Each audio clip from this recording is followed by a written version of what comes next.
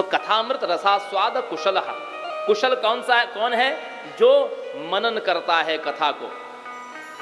बहुत सारे लोग ऐसे भी होते हैं जिनकी कथा सुनी हुई होती है तो वो दोबारा कथा सुनने में रुचि नहीं लेते, लेकिन जो उदार श्रोता होता है सज्जनों माताओं, उनको कथा पता भी है, सारी कथा उनकी सुनी हुई है। हमारे भारतवर्ष में इतनी भागवत की कथाएं होती हैं, इतने धार्मिक चैनलों पर कथाएं होती रहती हैं, रोज हो रही हैं, यूट्यूब चैनल पर बहुत सारे महात्माओं की कथाएं हैं। तो मुझे नहीं लगता कि जिसकी थोड़ी सी भी रुचि हो उसने भागवत की कथा न सुनी हो, उसको प्रसंग न पता हो, ऐसा मुझे नहीं लगता।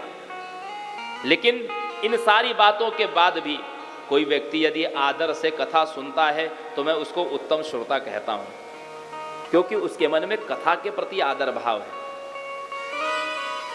कथा वस्तु को देखा जाता है, वक्ता को, आयोजक को ये सब बहुत महत्वपूर्ण नहीं है, महत्वपूर्ण है कथा वस्तु। मैं पहले दिन ही आप सबसे निवेदन करूंगा, मुझे मालूम है कि दिल्ली शहर ये खूब नाच गाने का शहर है, यहाँ पर बड़े बड़े महोत्सव होते हैं, बड़े बड़े प्रोग्राम होते हैं। हम लोग टेलीविज़न में दिल्ली के कई प्रोग्राम देखते रहते हैं। और यदि आपको लगता होगा कि मैं कथा में आपको बहुत चुटकुले सुनाऊंगा या बहुत भजन कीर्तन करके आपको नचाऊंगा, तो आप गलत समझ रहे हैं। मैं केवल और केवल आपको कथा सुनाऊंगा, चाहे आपको कथा अच्छी लगे या न लगे, चाहे आपको नींद आ जाए, मैं केवल और केवल कथा कहता हूँ बस।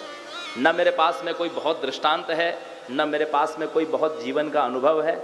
मैंने जितना अपने पूज्य पिताजी से, जितना अपने गुरुदेव से, जितना थोड़ा बहुत अध्ययन किया है, उससे जो मुझे प्राप्त है वही प्रसाद मैं आपको दूंगा। इसके अलावा मेरे पास में और कुछ भी नहीं है। न मेरे पास में बहुत सारे गीत, कव्वाली, भजन, चुटकुलों का संग्रह है, और मैं करना भी नहीं चाहता। मुझे पता है इन सब विषयों से आपका उद्धार नहीं होगा।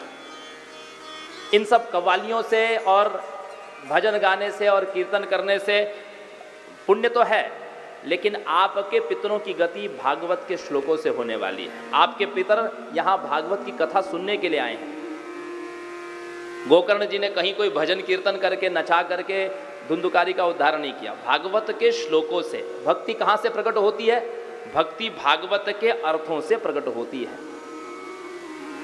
और मुझे ये भी विश्वास है कि यदि आप दत्तचित्त होकर के 7 दिन में प्रतिदिन 4 घंटे के हिसाब से यदि आप मुझे समय देंगे, तो मैं दावा तो नहीं करता, लेकिन मुझे विश्वास है कि मैं अभी जो वर्तमान में आपकी कृष्ण के प्रति भक्ति है उसमें मैं अभिवृद्धि जरूर करके जाऊंगा, इतना मुझे विश्वास है।